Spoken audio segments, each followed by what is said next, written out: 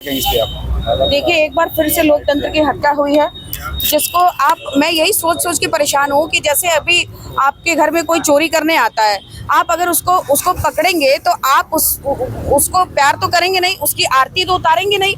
जब कोई चाकू लेकर के हमला करने आ रहा है, उनके घर पर चढ़ करके आ रहा है, तो फिर आप इस केस को दूसरी तरफ ले जाने का क्या मुद्दा है? अगर अभी आप किसी लड़की के साथ सड़क चलते छिड़खानी होती है तो जो अभियुक्त है उसको तो आम जनता भी पकड़ के पीटती है ना, उस लड़की को तो नहीं मारने लगते लोग। तो जब किसी के ऊपर जानलेवा हमला हो रहा है तो वहाँ की जब पब्लिक जुट करके उसको पीट रही है, उसके बाद भी आप केस को दूसरी तरफ घुमाने की कोशिश कर रहे हैं। वो कह रहा है बार बार कि हम ये पूछने चले गए थे उनके यहाँ कि आप करणी माँ का क्यों अपमान कर रहे हैं। अरे आप पूछने वाले होते कौन है? और आज आप चाकू छुरी लेकर के पूछने जाएंगे और 8-10 लोगों की संख्या में आप पूछने जाएंगे, और कोई अपनी रक्षा के लिए, वहाँ के लोकल लोग उसकी रक्षा के लिए अगर अपनी सेल्फ डिफेंस में तो कुछ करेंगे, उसके बाद भी वो एडमिट थे, उनको रेफर कराना चाह रहे थे हम लोग बीएचयू के लिए, लेकिन आप उसको डिस्चार्ज कराते हैं और सीधा जेल भेज देते हैं। अब उसकी हालत वहाँ कैसी हो, आप वहाँ क्या इलाज हो, ये तो भगवान ही मालिक है। लेकिन आज जो हुआ वो एकदम से लोकतंत्र की हत्या है।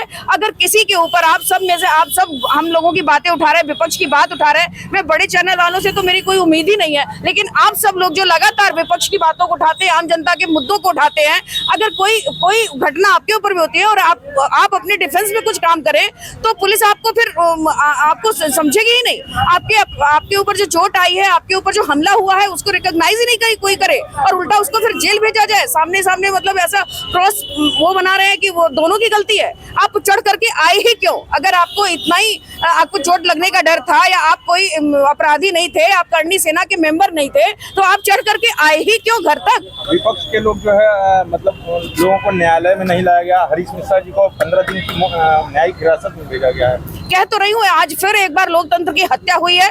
यहाँ पर अपनी बात कहने वाले लोगों की कोई सुनवाई नहीं है। और आज भीमराव अंबेडकर जी का जन्मदिन हम सब लोग मना रहे हैं, जिन्होंने जो संविधान के निर्माता है और जिन्होंने आम आदमी को बोलने, लिखने, पढ़ने का अधिकार दिया, जिन्हें अपनी बात रखने का अधिकार दिया और जिन्हें सबसे बड़ी बात की वोट देने का अधिकार दिया। तो ये लोग संविधान को मानने वाले नहीं है। ये बाबा साहब भीमराव अंबेडकर के संविधान को नहीं मानते। ये आरएसएस की अपना संविधान लागू करना चाहते, जिन्होंने कभी देश की आजादी में अपना योगदान नहीं दिया, जो गांधी जी को नहीं मानते, वो संविधान को क्या मानेंगे? इनके बड़े नेता भी जाकर के संसद में भीम अंबेडकर जी के बारे में कुछ उल्टी पुल्टी बातें करते हैं, और खुलेआम लोकसभा चुनाव से पहले ये कहा करते थे कि हमें ज्यादा से ज्यादा सीटें दीजिए, हम संविधान बदल देंगे। वो तो जनता, आप सबको बहुत बहुत धन्यवाद, और यूपी की जनता को बहुत धन्यवाद, जिन्होंने हमारे राष्ट्रीय अध्यक्ष पर विश्वास जताते हुए समाजवादी पार्टी को इतना वोट दिया कि देश की तीसरी नंबर की ये पार्टी बनी, और इनको पूर्ण बहुमत से सरकार बनाने से रोका, जिससे आज संविधान बचा है। हमारे देश के आम जनता का हित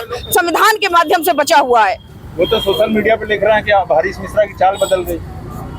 अब उनको बोलने, अब क्या ही बोलेंगे ये लोग? ये जब राज्यसभा सांसद के घर पर बुलडोजर चलाने वाले लोग हैं। आज काशगंज में देखिए, एक लड़की के साथ बीजेपी का नेता है जो पकड़ा भी गया है और उसने गैंग रेप किया है। आज यही बनारस में एक लड़की के साथ 23 लोग रेप की घटना को अंजाम देते हैं। यही आपके जो प्रधानमंत्री जी का संसदीय ऑफिस है, उसके बगल में सहसाराम की एक लड़की आकर के पढ़ रही थी और उसको रात में मार करके उसकी हत्या कर दी गई, रेप करके। उसकी माँ ये कह रही थी, लगातार कह रही थी कि हम सोचे कि प्रधानमंत्री का क्षेत्र है, यहाँ हमारी लड़की सुरक्षित रहेगी। तो यहाँ कहने को क्या है? ये लोग देश का सौहार्द बिगाड़ना चाहते हैं, हिंदू मुस्लिम करना चाहते हैं, ऊंच नीच करना चाहते हैं। पहले हिंदू मुसलमान बांटते थे, अब आपस में ही लड़ा रहे हैं लोगों को। समाजवादी पार्टी का क्या अगला स्टेप होगा? समाजवादी पार्टी तो हरीश मिश्रा जी समाजवादी पार्टी के थे, जो ना भी हो, जिसके साथ भी अन्याय और अत्याचार हो रहा है, जो भी इस समाज का ऐसा तबका जिसके साथ अन्याय हो रहा है, उसके साथ समाजवादी पार्टी हमेशा खड़ी है और खड़ी रहेगी।